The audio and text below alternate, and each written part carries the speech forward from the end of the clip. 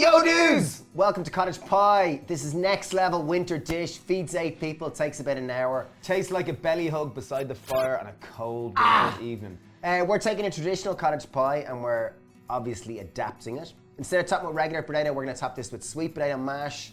We're gonna put a coriander pesto and we're making a lentil meat. Oh! Yes! Right, so first step, we're gonna get our mash on. That's gonna take about 25 minutes. So we're using sweet potato and regular potato. We've got 1 kilo of sweet potatoes and we've got just under 500 grams of regular potatoes. Try to chop them to a uniform size so they'll cook evenly.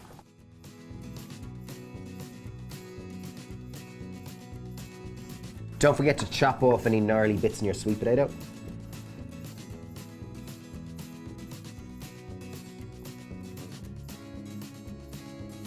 Spuds are on. Spuds is the Irish word potato.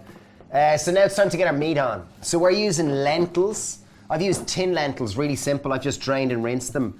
These are tinned green lentils. Use whatever you can get your hands on. So pan on a high heat. Yeah, nice.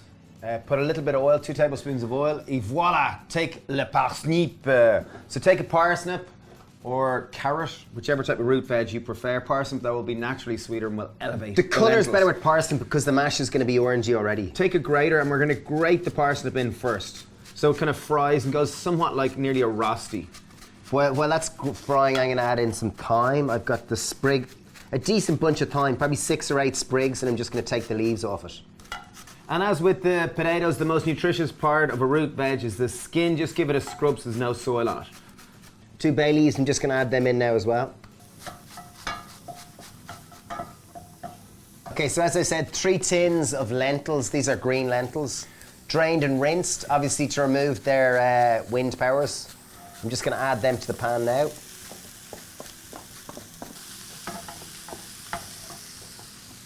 Okay, tamari, we are big fans of tamari. You could use soy sauce if you don't have it. This is going to give a kind of umami, kind of cottage pie, nice flavour to it. So I've got 3 tablespoons.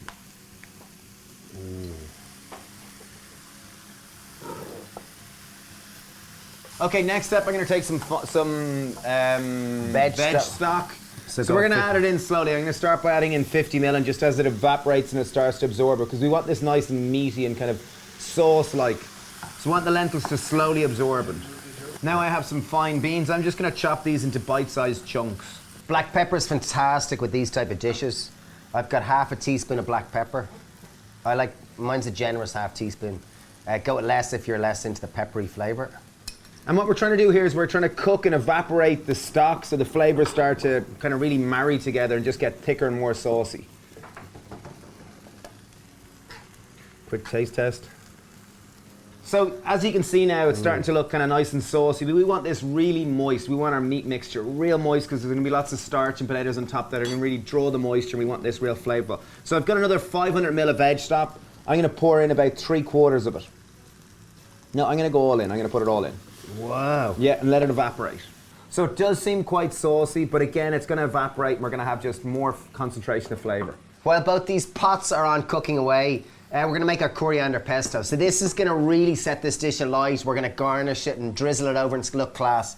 So really simple, quick to easy, and it's perfect while these are on the hob. Okay, so obviously with any pesto, I've got garlic, essential. There's no real replacement. You just need garlic for this coriander pesto. 3 cloves. 3 cloves. I've got 50 grams of coriander. I'm using the stalk as well. So just in she goes. If your food processor or blender isn't that good, make sure to chop the stalk. Yeah. I've got 100 ml of oil. We're using a neutral tasting oil. We're simply using a sunflower oil. Use whatever your preference be. Okay, I've got a half a teaspoon of salt, and I've got a pinch of black pepper. Juice a half a lemon. Jeez, this one has no pips. Okay, so the last ingredient might sound a little strange. I've got 100 ml of water. So you'd never typically put water in a coriander pesto, but we're going to use this to drizzle on top of it. We're going to keep it a little lighter, a little lower in calories. So yeah, it'll just help to kind of stretch it out a little further.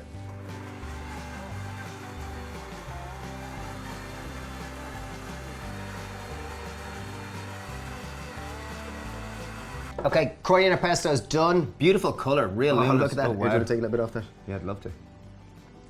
Very nice, lovely. Lovely. Really nice. So very light coriander pesto because the water's got into it. Time to check in on our meat. You'll see that's evaporated significantly. I'm going to turn it off the heat now because that's evaporated to the level I want. Make sure to leave a decent bit of the sauciness so that it'll just, the potatoes will absorb it. It'll be wonderful. I want to do just a taste test just to... oh my word. It's so banging. It's like a belly hug and it's that wonderful kind of... lentils, if you're listening out there, I love you. Last and final step for the meat is I'm going to add in the fine beans. These are, as I'd mentioned earlier, they're for nutrition, for variety of colour and for texture. Yeah. Just leave them into the hot dish now and they'll just cook away in the heat, and as they're baked, they'll cook away. Okay, spuds are ready. I've turned them off the heat. It's time to just drain and mash them.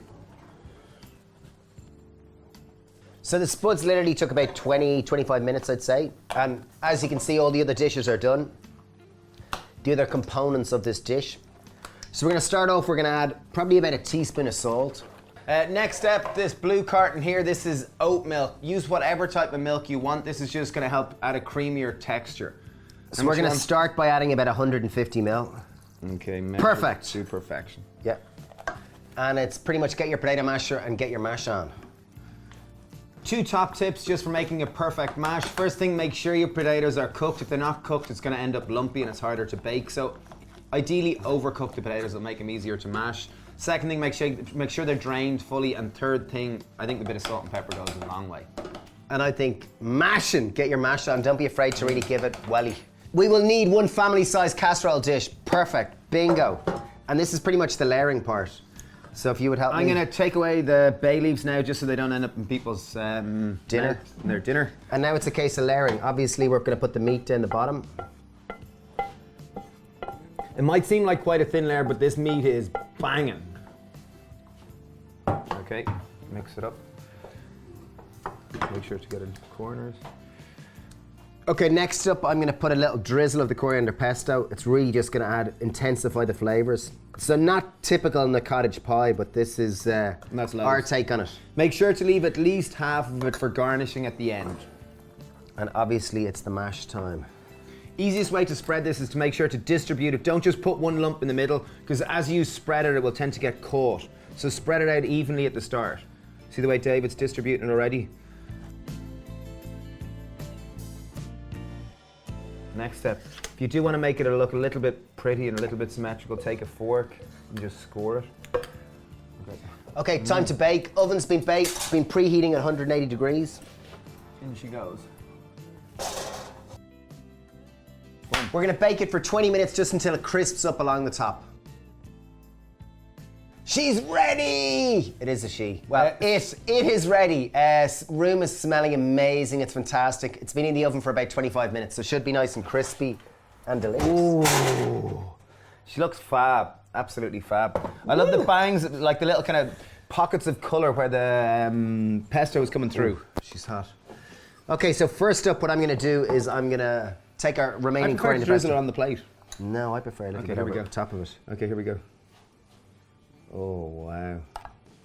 So I reckon this will probably serve 8 people, might serve 6 depending on how hungry you are. Could serve 4 if you're really hungry. Yeah. But if it's one person, it may do you for the full week. And again, it'll freeze really, really well. Yeah. Okay. Oh, magnificent. Serves beautiful. And second portion. Fab. So I'll always keep coriander pesto just a top on the top of it. Just a nice little fleck of it is delicious. Okay, so here we go. Cottage pie, our take on it. Definitely not traditional. Belly hug time. Here we go. Time this to get the is a winter warming. It's going to be really hot, so just make sure to... Oh, wow. Such a wonderful contrast, because you're getting that real meaty lentilness, the soft belly hug. Flavor is amazing. And then that coriander pesto just bangs through. Really, really good. This is a class dish. This is definitely like a belly hug. I'd go so far as say this is up there with the vegan lasagna. This is epic. Hope you've enjoyed it. Please subscribe to our YouTube channel. We love what we do. And if you have subscribed, just thank you so much. Sending loads of cottage pie love. Thanks a mil for watching, and leave a comment. Let us know what you think of it. Cheers. Bye.